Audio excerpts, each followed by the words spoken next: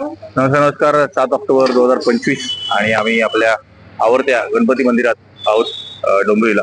आणि इथे येण्याचं कारण की आम्हाला थोडं सुचलं की आम्ही यांच्या ट्रस्टीला भेटू गणपती मंदिराचे आणि त्यांना आपले जो की निष्ठे आणि करोळ इकडे जो कौशल्य क्लासेस चालू करायचे स्किल डेव्हलपमेंटचे त्यांच्याबद्दल बोलू.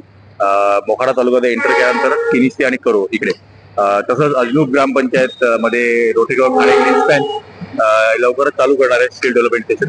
पण आमचं इथे भेटण्याचं की करोळ आणि किनिस्तेमध्ये कौशल्य सेशन क्लासेस चालू करायचे.